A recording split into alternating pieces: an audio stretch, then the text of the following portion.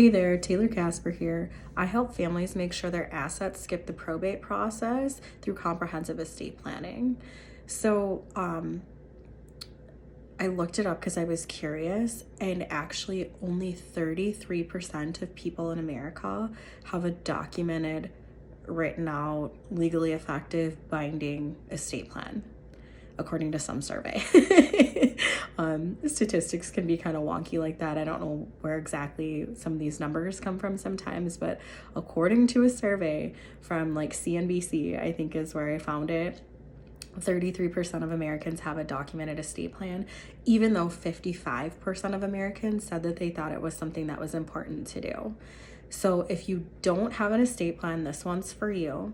If you don't have the ability to get in to see an attorney or study up really well and figure out how to get your complete and comprehensive estate plan done, or you feel like you don't have the money right now, or you feel like you don't have the time right now, I want to tell you, don't do nothing, because nothing is not a good thing to do. Go back and watch one of my videos about what happens if you don't have a healthcare directive, or go watch one of my videos about what is probate so you can understand a little bit more about why you don't want to do nothing. You want to do something.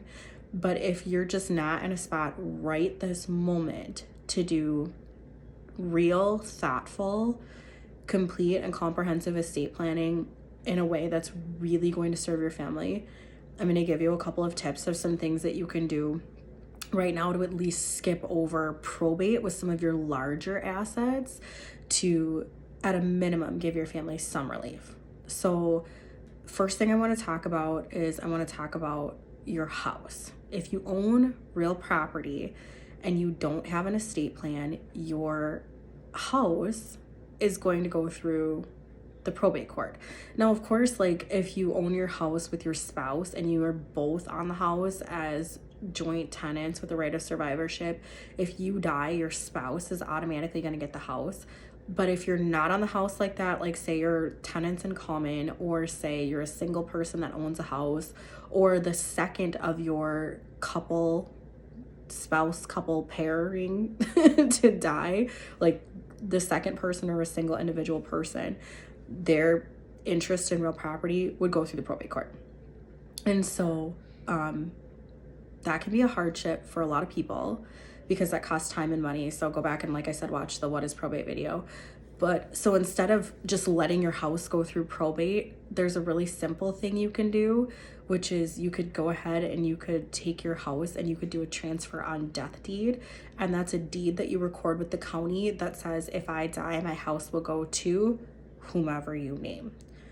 Now, you really don't want to make whoever you name be a minor. I've done a talk or a video on why you don't want to name minors beneficiaries, because they can't own real property. There's a whole conservatorship proceeding that would take place if you left a house to a minor. So don't leave it to a minor, but you can do a transfer on death deed. You can find it on the internet, honestly, and do a transfer on death deed and get your house going from you to somebody else who's a legal adult once you die. So that's one really easy thing you can do to skip the probate process with your house. Another thing you can do is you can go make sure that all of your assets that are able to be paid on death, so your retirement account, your life insurance, your 401ks and IRAs, your investments, your stocks, all of those things can have a beneficiary designated on them. So you want to go back and you want to pull all the records from all of those things and make sure you have a beneficiary named, and that the beneficiary is a person you would in fact want to inherit. So if your ex-spouse is on there, you better get your ex-spouse off. If your ex-partner, girlfriend, or boyfriend is on there, get them off. If somebody who's deceased is your beneficiary, get them off. And then of course don't put minors on there, because minors can't inherit. So there's a whole video about that. We'll talk about minors later. They can't take outright, but put somebody on every single thing that can be beneficiary designated. Something that people don't know is that your bank account, if you walked into your bank and you were like, hey, I want to put a POD on my bank account, you can put a beneficiary on your bank account too. So that's something a lot of people don't know. So you could do that too, and then your bank accounts would skip probate.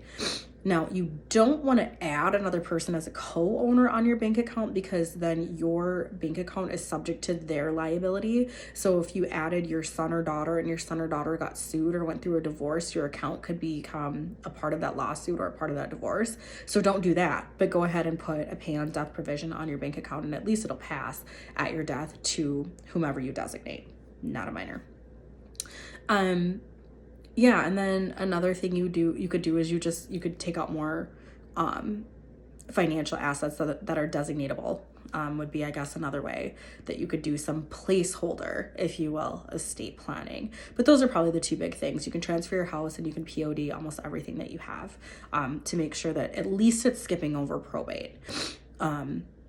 As opposed to going through that court process, because that can be really timely and onerous for a lot of people. Now, this video is not for you if you have minor children, because there's a whole host of issues that go along with having minor children. So do not run out and beneficiary designate to your minor children everything that you have and think you've done estate planning. Like, you're creating more problems than if you probably did nothing, to be quite frank. Like, we got a whole host of issues. So don't do that. But at a minimum, you could, like your spouse, if you're married, you could go ahead and put your spouse on, make sure that all that's wrapped up and tidy. But this is not a substitute for doing a comprehensive estate plan and getting really good advice, or going out and getting yourself educated about your options and what is estate planning. But if you have nothing, doing your transfer on death deed for your house and beneficiary designating everything possible is the best placeholder estate planning you can do until you get to a place where you're ready to really sit down with somebody and do some real estate planning. So this is Taylor Casper, owner and managing attorney of Legacy Estate Planning in Burnsville. Make sure you subscribe to my channel if you're interested in learning more about estate planning, elder care, and small business law. Always here talking about those topics, getting you all up to speed on everything that you need to know. I hope you're doing great, and take care. Bye for now.